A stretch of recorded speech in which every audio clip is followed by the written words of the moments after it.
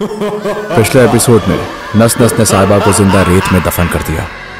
उसकी बहन राक्षा किसी तरह अपनी जान बचाकर वहां से भाग निकलती है और तभी रास्ते में राक्षा की मुलाकात मौलवी साहब और मुखिया जी से होती है। मौलवी साहब नस नस का पता लगाने के लिए फिर से उसी जगह जाने के लिए कहते हैं। वो अभी भी यही कहीं छुपा है। ये जगह उसकी चुनी हुई है और हम उसके शिकार। मौलवी के इतना कहते ही अचानक हवाएं तेज हो जाती है और रेत हवा में उड़ने लगती है। ये क्या हो रहा है मौलवी साहब?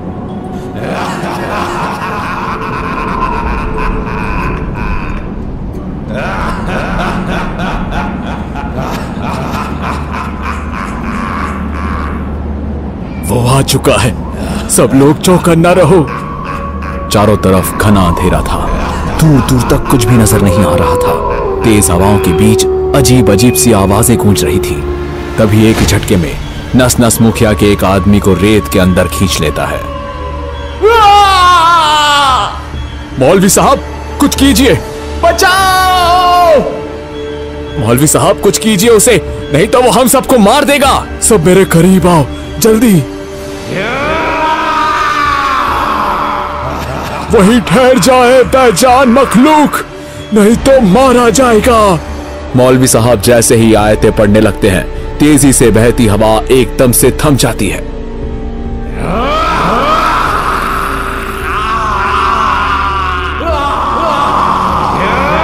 उसी पल नस नस जोर से चीखता हुआ धुआं बनकर हवा में घुल गया। क्या वो गया? हाँ, वो चला गया, लेकिन वो वापस जरूर आएगा। मौलवी साहब आपने उसे जाने क्यों दिया? क्योंकि नस नस की ताकतों के आगे मेरी ताकतें कुछ भी नहीं है। मैं उसे ज्यादा देर तक रोक नहीं सकता था। क्या कोई ऐसा तरीका नहीं है जिससे नस नस को पकड़ा जा सके? उसे हराना आसान नहीं होगा राक्षा। उसे हराने के लिए हमें एक किताब की जरूरत लगेगी जो नस नस के असल राज को खोलती है। कैसी किताब? एक ऐसी किताब जिसमें हर तरह के जिन्न जिन्नातों पर काबू पाने के तरीके लिखे गए हैं, लेकिन वो किताब रुब अल खली के रेगिस्तान में कहीं दफन है। जिस किसी ने भी उस किताब को ढूंढने की कोशिश की, वो आज तक जिंदा नहीं लौटा। लेकिन अगर आज हम नहीं गए तो नस नस के हाथों हम मारे जाएंगे। मुखिया की बात सुनकर मौलवी साहब, राक्षा और मुखिया जी उस किताब जब्त की तलाश में निकल पड़ते हैं। उनका सामना अब एक ऐसे रेगिस्तान से होने वाला था जिसे लोग मौत का रेगिस्तान कहते हैं। रुब अल खली ये वो जगह है जहां दिन भी अंधेरे की तरह लगता है। उस बेजान जगह तक पहुंचने के लिए उन्हें एक इलियास नाम के शख्स की जरूरत पड़ी, क्योंकि एक इलियास ही था जो उस रेगिस्तान में दफन सारे राज जानता था और उस वक्त वो ही उनकी मदद कर सकता था। तकरीबन सुबह के 5 बजे वो लोग एक सुनसान और पथरीले रास्ते से गुजरते हुए इलियास के घर पहुंच जाते हैं। देखने में वो घर किसी टूटी फूटी बस्ती का हिस्सा लग रहा था, लेकिन आसपास दूसरा कोई घर मौजूद नहीं था। इलियास ने उनकी बात सुनते ही कहा, जिस किताब की तुम तलाश में हो उस तक पहुंचना मौत को दावत देने जैसा है। बाबा, हमें आपकी सख्त मदद की जरूरत है। नस नस जिन्न ने हमारे कबीले के कई लोगों को मार दिया है और आगे भी इसी तरह घटनाएं सामने आती रहेगी। ठीक है, नस नस को हराने में मैं तुम्हारी मदद करूंगा। मौलवी साहब, आप और बाकी के लोग कबीले में पहुंचिए। इस वक्त कबीले को आपकी सख्त जरूरत है। इससे पहले कि वो शैतान कबीले को पूरी तरह खत्म कर दे, उसे जाकर रोकना होगा। राक्षा, तुम भी मौलवी साहब के साथ कबीले में वापस जा सकती हो। बाबा, मुझे अपनी बहन की मौत का बदला लेना है। मैं भी आपके साथ चलूंगी। ठीक है मुखिया, तुम दोनों मेरे साथ आओगे। जी बाबा। बाबा इलियास के कहने पर वो लोग उसी दिन किताब की खोज में निकल पड़ते हैं। बाबा, नस नस जिन्न को मारने के बाद हम उस शिख जिन्न को कैसे हराएंगे? उसके लिए कुर्बानी देनी होगी। मैं कुछ समझा नहीं बाबा। वक्त आने पर सब समझ जाओगे मुखिया। इलियास बाबा की बातें उस वक्त मुखिया के समझ में ना आई। वो कहना क्या चाहते थे राक्षा को भी ठीक से समझ नहीं आया। अपनी बात खत्म करने के बाद वो लोग आगे बढ़ जाते हैं। वहीं दूसरी तरफ मौलाना और उसके साथी अभी कबीले के पास पहुंचने ही वाले होते हैं कि तभी अचानक उनके आसपास एक अजीब सी हलचल होने लगती है। चारों तरफ अजीब अजीब सी खौफनाक आवाजें गूंजने लगती है और हवाएं तेज हो जाती है।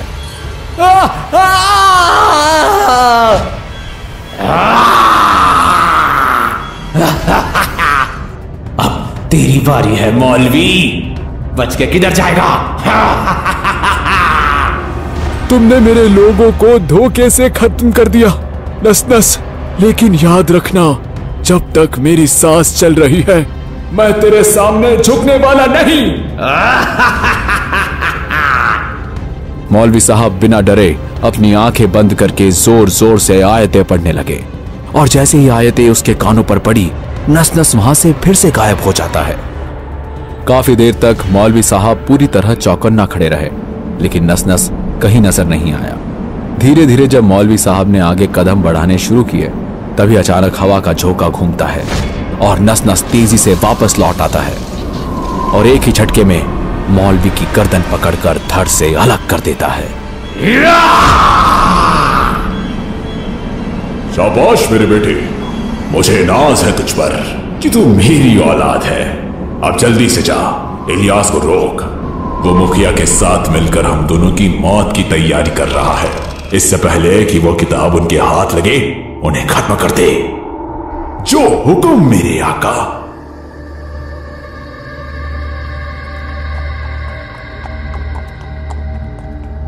जल्दी चलो, वो रहा कुआं। इलियास बाबा, मुखिया और राक्षा तीनों रेगिस्तान के बीच एक पुराने टूटे फूटे कुएं तक पहुंच जाते हैं। क्या यही है वो जगह? हाँ, यही वो जगह है जहां वो किताब छुपी है, लेकिन याद रहे यहाँ पर हर कदम पर खतरा है। एक एक कदम संभल कर रखना होगा।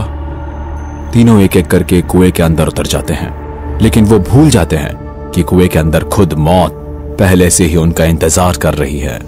कुआं इतना गहरा था कि दूर दूर तक सिर्फ गुप अंधेरा ही नजर आ रहा था। बाबा, इस कुएं का तो अंत ही नहीं है। हमें और कितनी सीढ़ियां उतरनी होगी? इन सीढ़ियों को देखकर तो ऐसा लगता है हमें नीचे उतरने में कई दिन लग जाएंगे। अब सिर्फ 5 सीढ़ियां उतरना बाकी है। जो तुम देख रहे हो वो सिर्फ एक धोखा है। नीचे उतरने पर उन्हें एक पुराना पत्थर का दरवाजा दिखाई देता है। ये हम कहाँ आ गए? यहाँ तो चारों तरफ दीवारें ही नजर आ रही है। मेरे पीछे आओ। इतना कहकर इलियास बाबा ने वहां रखी हुई खोपड़ी को हल्का सा खिसका दिया और पत्थर का दरवाजा धीरे धीरे खुलने लगा। जैसे ही दरवाजा खुला, उनके सामने एक अलग ही दुनिया का नजारा था। एक ऐसी जगह जहां हवा में एक लकड़ी का बक्सा तैर रहा था। वो देखो, किताब उसी बक्से में है। आप कहे तो मैं वो बक्सा यहां ले आऊं? नहीं, रुक जाओ।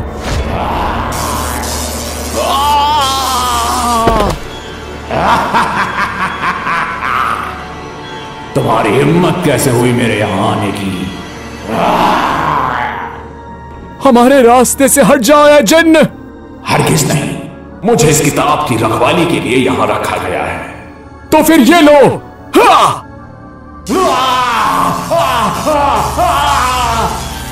राक्षा, मैं इसे संभालता हूं।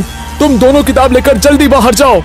राक्षा जैसे ही उस बक्से के करीब पहुंचती है, जिन इलियास बाबा को चकमा देकर राक्षा पर हमला कर देता है। लेकिन तभी इलियास बाबा उस पर पलट कर वार करते हैं, जिससे वो जिन पूरी तरह खत्म हो जाता है। लेकिन दुख की बात यह थी कि राक्षा बच नहीं पाती, उसकी जान चली जाती है। राक्षा को मरा देख मुखिया की आंखों में आंसू आ जाते हैं। राक्षा, राक्षा, तुम ठीक हो? राक्षा! बाबा, राक्षा की सांसें थम चुकी है। खुदा उसकी रूह को जन्नत अदा करे। राक्षा की कुर्बानी बेकार नहीं जाएगी।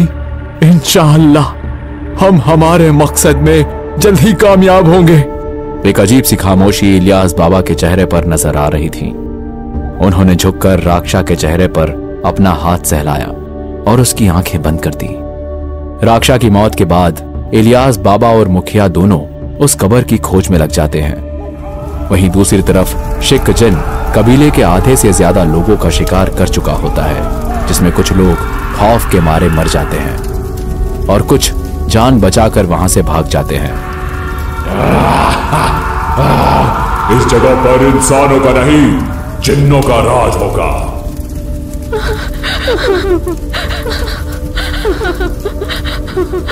रहम करो, हम पर रहम करो, मेरे शौहर को छोड़ दो।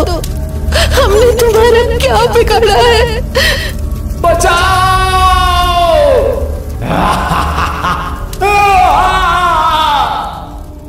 क्या इलियास बाबा और मुखिया अपने मकसद में कामयाब हो पाएंगे या फिर वो भी नस नस के हाथों मारे जाएंगे? जानने के लिए देखिए नस नस का अगला एपिसोड।